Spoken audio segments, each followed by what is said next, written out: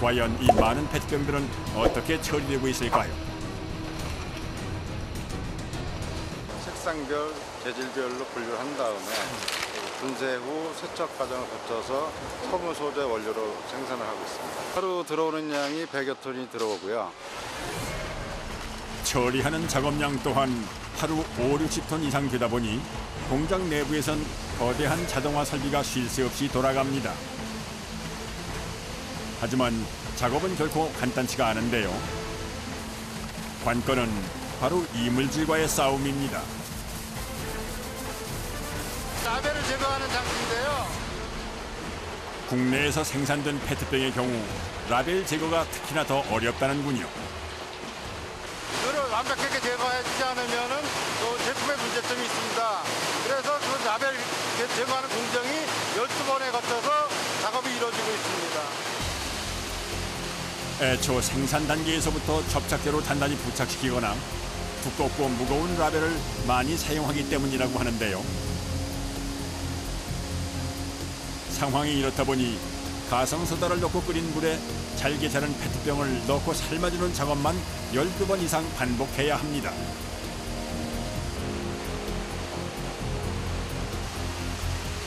그 시각 다른 한편에서는 쏟아져 나오는 페트병들 사이로 작업자들의 손길이 분주히 움직이고 있는데요.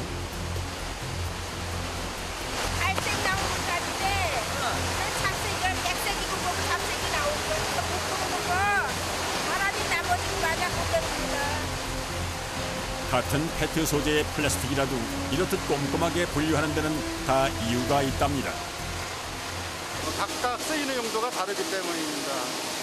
무색인 경우에는 쓰이는 용도가 다양하고 그린이라든지 맥주병 각 색상별로 특성이 있기 때문에 따로 관리하고 있습니다. 시끄러운 소음 속에서 컨베이어 벨트 속도에 맞춰 온종일 쉴 틈 없이 손을 움직이는 작업자들. 잠시만 있어도 귀가 먹먹해지는 터라 귀마개는 필수라고 하는군요. 이렇게 몇 시간 골라내세요?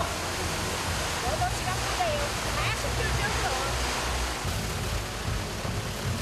분류가 끝난 페트병들은 곧장 다음 공정으로 향합니다. 바로 일정한 크기로 잘게 분쇄시켜주는 작업인데요. 고품질의 실을 얻기 위해선 조각의 크기가 균일해야 한답니다. 그리고 또다시 페트병에 들러붙은 각종 이물질들을 씻어내기 위해 세척과 소독, 건조 작업을 반복하게 되는데요. 이렇게 모든 과정을 마치고 나면 비로소 재생 섬유의 원료가 되는 플레이크 형태로 1차 가공이 마무리됩니다. 완성된 제품은 700kg 단위로 자리에 포장됩니다. 이게 모든 공정이 거친 마지막 제품입니다. 아, 이게 다 완성된 거예요? 예. 그야말로 버려진 페트병의 환골 탈태. 새로운 모습으로 말끔히 탈바꿈에 성공했는데요.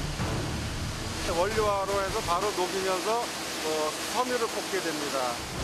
이후에는 또 어떤 모습으로 거듭나게 될지 궁금해집니다. 원료가 도착한 곳은 경북 의성의 재생섬유 생산 공장. 들어온 원료의 양만 봐도 규모가 상당한 것 같은데요. 플라스틱을 녹여가지고 실을 뽑습니다. 패딩 잠바에 들어가는 솜이나 그다음에 카시트 안에 들어가는 솜, 그리고 매트리스, 소파 안 들어가는 데가 없습니다. 여러 형태로 다양하게 쓰이는 만큼 주문에 따라 맞춤 생산을 하기 위해선 그만큼 다양한 색상의 플레이크가 많이 필요하다고 합니다. 하루에 한 100톤 정도. 그런데 지켜보니 외부에서 곧장 2층으로 들어서 옮기는데요. 알고 보니 2,000평 규모의 넓은 공장 안에서도 플라스틱을 녹여 실로 뽑아내는 메인 공정은 바로 이곳에서 이루어진다는군요. 가장 먼저 이루어지는 과정은 바로 색상을 조색하는 작업입니다. 마치 미술 시간을 연상케 하는군요. 여러 가지 원료를 가지고 서로 섞어주기 위한 그런 과정입니다. 아, 여러 가지 원료인데 같은 종류예요? 아닙니다. 조금씩 틀립니다. 저희가 제품을 만들기 위한 인장력과 녹는 또 융점 그런 게 다 틀리기 때문에 그걸 골고루 섞어줘야 작업이 잘 됩니다. 정해진 비율에 따라 정확하게 재료를 섞어주는 것이 무엇보다도 중요한 작업인데요. 자칫 재료가 잘못 섞이게 되면 전체 작업을 다시 해야 할 만큼 예민하고도 섬세한 작업이랍니다. 그렇게 신중하게 계량된 플레이크들은 아래쪽 컨베이어 벨트로 떨어지며 고르게 배분되는데요. 작업자가 그 위에 뭔가를 쏟아붓기 시작합니다. 블랙으로 만들어주기 위한 플라스틱 칩입니다. 아, 플라스틱을 또 섞는 거예요? 예, 저게 이제 블랙 색깔을 만들어주는 역할을 하고 있습니다. 펠릿이라 불리는 이런 칩들은 포장재나 일회용 컵의 생산 과정에서 나온 깨끗한 부산물로 만들어낸 고순도의 원료인데요. 여기 보시면 이 건조된 플라스틱을 녹이는 역할을 하는 장치입니다. 기본 온도 250도에서 280도 가량의 열을 가해서 그 플라스틱을 녹여서 200도 이하면 플라스틱이 녹지가 않고 300도 이상 돼버리면 플라스틱이 타버리게 됩니다. 때문에 작업자가 곁을 지키며 적정 온도를 유지하는지 살펴봐야 합니다. 하지만 본격적인 작업은 이제부터가 시작이라고 할 수가 있는데요. 녹인 플라스틱 액체를 내뿜게 되는 방사기의 작동을 잠시 멈춰두고 조심스레 뭔가를 떼어내는 작업자. 그런데 기계에서 떼어내자마자 온도가 급격히 떨어지며 끈적하게 엉겨붙는 모양새입니다. 곧이어 준비해둔 새 부속품으로 교체 작업을 진행하는데요. 두껍게 장갑을 착용하고 있지만 언뜻 보기에도 열기가 상당해 보입니다.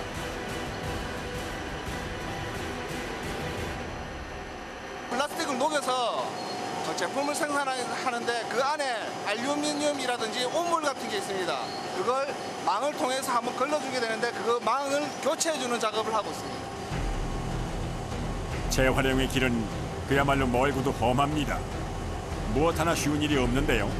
마치 공기청정기 필터를 갈아주듯 2~3시간 간격으로 계속해서 거름망을 교체해줘야 한다는군요. 노란색 알루미늄도 들어있고 녹지 않는 그런 불순물 원료들이 많이 들어있습니다. 작업 과정 내내 반복된다는 고열 속 불순물과의 사투. 때문에 작업자들은 크고 작은 영광의 상처들을 지니고 있다는군요. 이게 몇 도나 돼요? 250. 많이 뜨거워요. 많이 뜨거워요? 네. 옛날에 여기 많이 뜨거웠어, 여기. 여기. 많이 아파요. 옛날에 나 병원 갔다 와요. 영국. 영국? 여기 많이 있어요, 그래도. 상황이 이렇다 보니 작업을 할 때면 늘 긴장의 연속입니다. 수시로 체크해야 하는 방적기만 해도 2개 라인에 16기나 돌고 있기 때문인데요. 24시간 365일 가동되는 공장이라 같은 근무제에 속한 팀원들끼리의 호흡도 굉장히 중요하답니다. 실을 만드는 그런 기계 장치입니다. 마침내 노즐을 거쳐 압출돼 나오는 재생 플라스틱 원사. 마지막 순간까지 긴장의 끈을 놓을 수가 없는데요.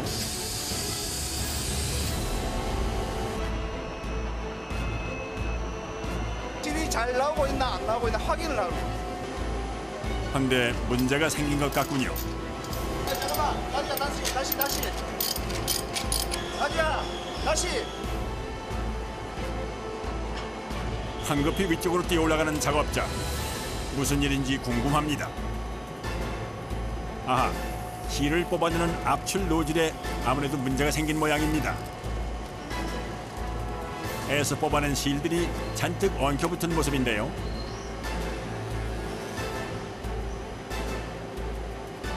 여기가 지금 실이 끊어져서 나오기 때문에 물방울 치는 게 실이 끊긴 거예요? 예, 아직 끊어져서 나오는 거예요. 지금은 뜨거운 상태라 물방울이 맺힌 듯 보이지만은 가닥 사이에 들어간 공기층 때문에 결국엔 실이 끊어지고 만답니다. 기계 꺼. 실을 내려받는 아래층은 그야말로 비상사태. 서둘러 전원을 내렸지만 이미 엉망이 됐군요. 야, 씨한테도 빨리 잘라. 하지만 화수분처럼 계속해서 쏟아져 내려오는 실뭉치에 작업자들의 속도 새카맣게 타들어갑니다.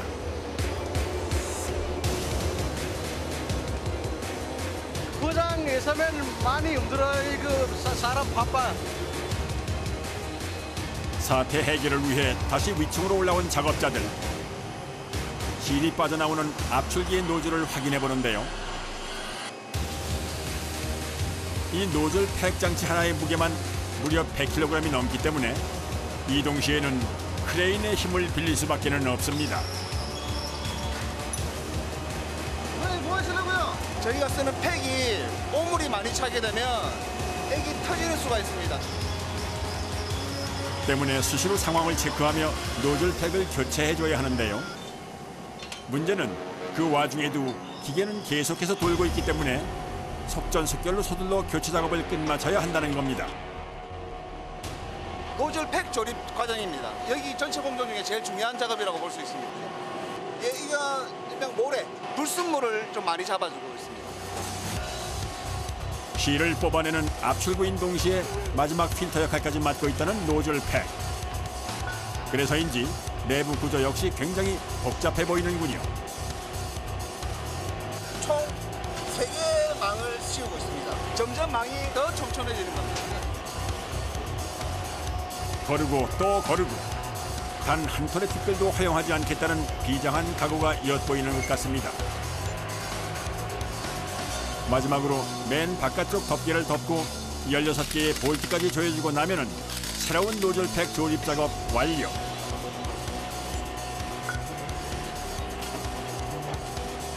작업을 끝낸 장치는 다시 공장을 가로질러 압출구 안으로 이동하게 되는데요. 근데 왠지 그 모습이 그 옛날 연탄불을 갈아주던 그때 그 시절의 풍경과도 비슷해 보이는 건 왜일까요?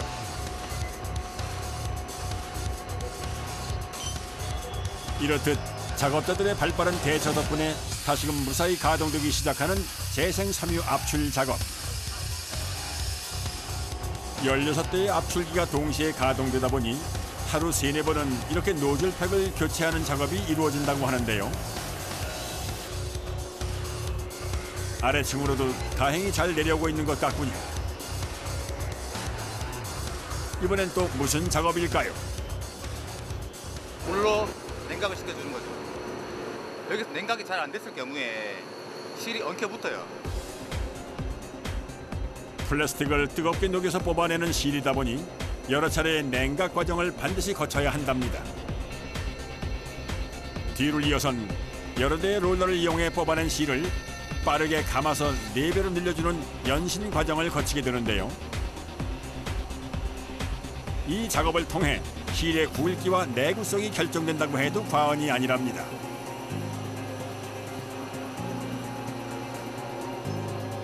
롤러의 속도가 빨라질수록 실의 굵기도 가늘어진다고 하는데요.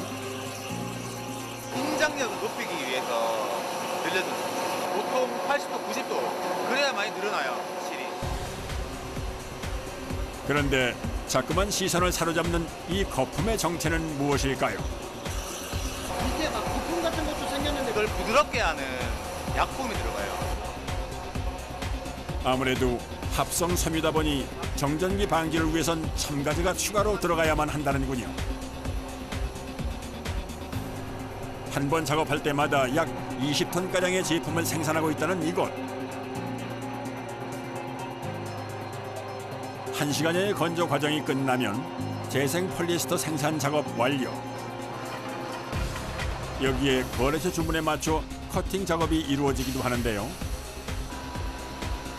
커팅이 돼서 이렇게 나옵니다.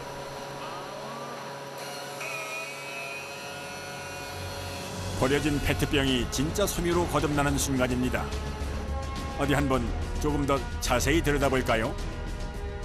이거는 아까 2층에서 내려온 나오자마자 잘라왔는 실이고, 그리고 이거는 최종 포장하는 실.